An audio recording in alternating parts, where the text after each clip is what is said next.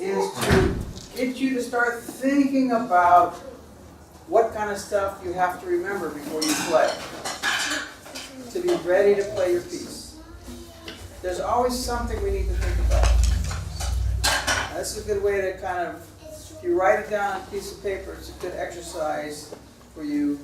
Because what you should be doing before you play is writing it down in your brain. When you go, oh man, I wish I remembered to, that thing. Or whenever I get to that spot, I always, whatever that thing is that you don't want to do, that's one of the things you should put on your list so that you remember before you start. What's that? Turn snares on. Turn the snares on. Wait for cue. Okay, who's going to give you the cue? Ryan. Okay. Keep in tune. Keep in tune. Basically. Keep in time is another way of saying that. So he's thinking about his instrument. He's got to get his instrument ready. He's got to deal with his snares. Right? He's got to remember who's going to give me my cue. So what does that mean? He has to be looking at the person who's giving the cue. In this case, it'll be Brian. In some cases, it'll be another musician giving you the cue. So that's a really good thing to think about. And keeping in time, that's definitely very important. We're drummers. We really got to keep our time. Who else wrote some stuff down? You done? Okay, what do you got? Can you tell us what you wrote? Remember to count, look at the dynamics, and get ready to switch the sticks. Get ready to switch the sticks. That's an important one for her part. What she means by that is she's playing some sticks that have a soft end on one side and a regular drum tip on the back side. And so sometimes she's going to be rolling with the mallet end, and sometimes she's going to be playing with the stick end. You might have to switch actual different sticks, but that's a great thing to think of ahead of time if you're going to be performing a piece where you have stick changes, mallet changes. Drummers have to often do that. We have to play with more than one set of sticks. And what else did you write there? Remember to count and look at the Dynamics. What are the dynamics? Who can hear what dynamics are? Go ahead. What are dynamics? Not sure? What does dynamics mean? Anyone? What does it mean? It's like something's loud or soft. Something loud or soft. So you got to think about the room. I just played a gig this morning at a church, and the room was really, really live. So I had to play super, super, super quiet. I didn't even use sticks. I had to use special sticks. So you think about the dynamics of the room and the dynamics of the piece. How loud, how soft do I need to play? Good. Anyone else? Dorian, what do you got written out there? Turn the snares off. Look at pieces with. Look at what? Look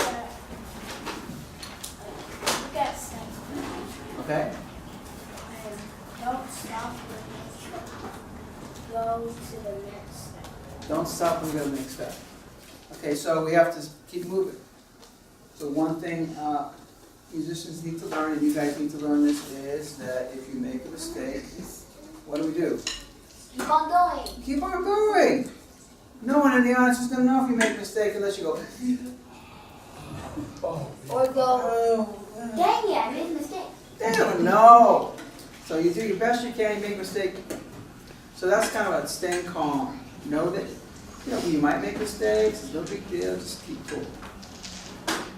Okay? Yeah, you got anything you want to share with us, Dave, about what your piece to think about? Nothing? Okay. Who's got something else they wrote down? You got something? Next, did you write something down? Did you get this paper? Yeah? You did. Do you have anything you wrote down you want to share? No. Things you want to remember? Okay. Go ahead. Listen to Maxine for the last word. Remember the second beats, listen to dynamics.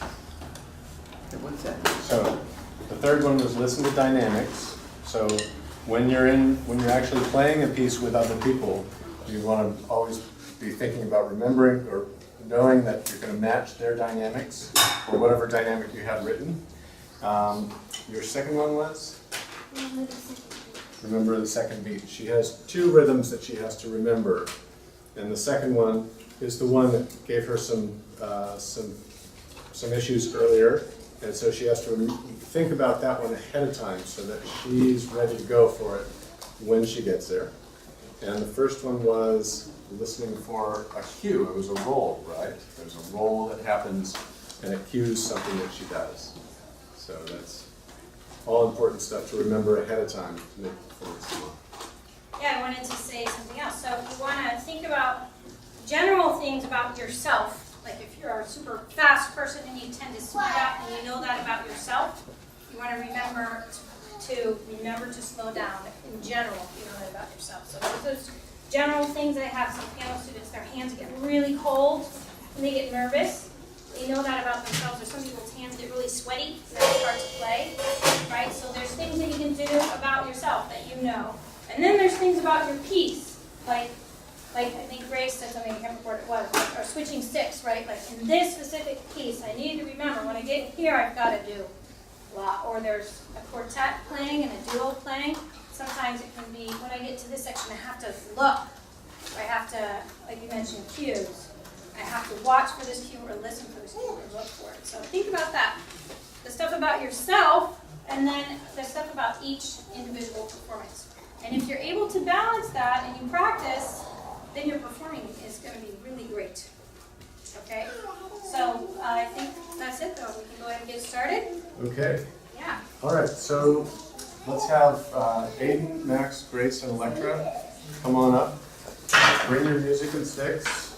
We're going to play a piece that I wrote for this quartet based on some things that we've been working on in our lessons. You can just leave your chair. Yeah, it's fine. That I just started doing with some of my students that deals with a form of drumming that you might be aware of called drum corps drumming. And what it is it's a kind of a visual style of drumming, and it requires some crossover. She's doing some tricky stick stuff. So this is the first crossover piece at Musically Minded, as far as I know. Maybe I'm mistaken, but Another world premiere. the world Yeah. premiere. You want to sit down, right? Want to sit down when you play? Yeah.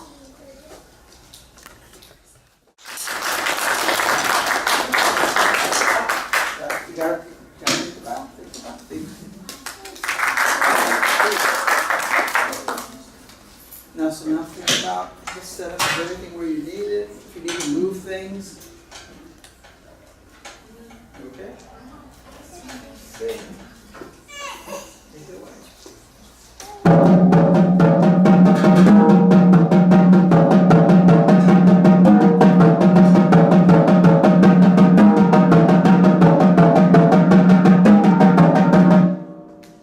That's one.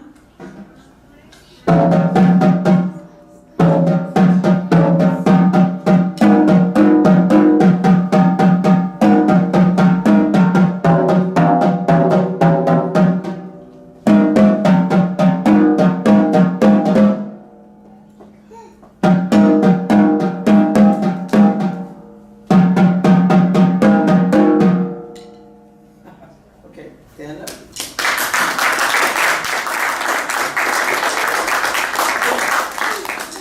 So, she needs to do some work on this. This is the first time she's done this in front of folks. But with our percussion concerts, there's always this issue of setting things up, taking things down, logistics of a setup. The percussion concert's kind of complex sometimes.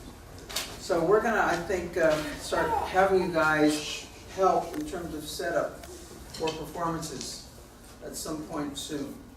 Yeah, I think that's a great idea. I always had to do that when I did percussion ensemble concerts. Yeah, obviously with lots of percussion and different kinds of arrays of instruments, sometimes it's 2 snare drums or 3 snare drums or drum sets or the quartet, or maybe it's just a set of bongos. But all of those things need to be sort of on stage, off stage, placed, removed, and of course, when you get more complex, then you have like lots of different sticks and mallets you're going to play. So as a preparation for this piece, I'm going to have to move my snare up because I can't play it when it's this low. So this is something that we want to make sure we do, even if we're about to play. Before you go on stage, if you have an opportunity to walk on stage and check it out, make sure it's a good height for you. That's really important because there's nothing worse than realizing you're going to be playing like this or like this, and it's uncomfortable and it's not optimal. It's not. And that's what this class is all about. So I see that your snares are on, and I see that my snares are off. So I'm going to turn my snares on. Are you ready? Okay. How about we give them a little bow? You want to try that with me? So step to the side of your drum, and roll back. Done. Ready? So 1, 2, 3, go.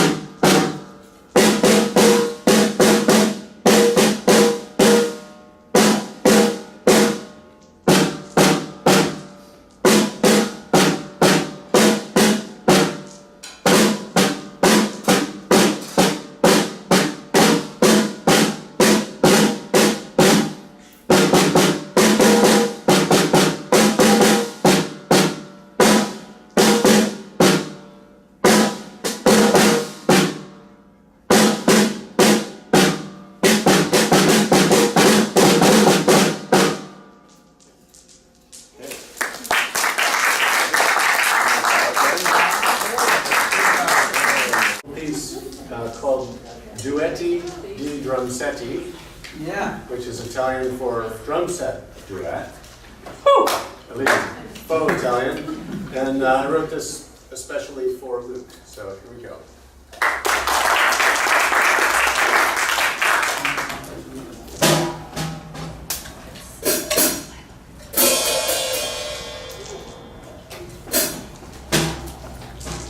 Good.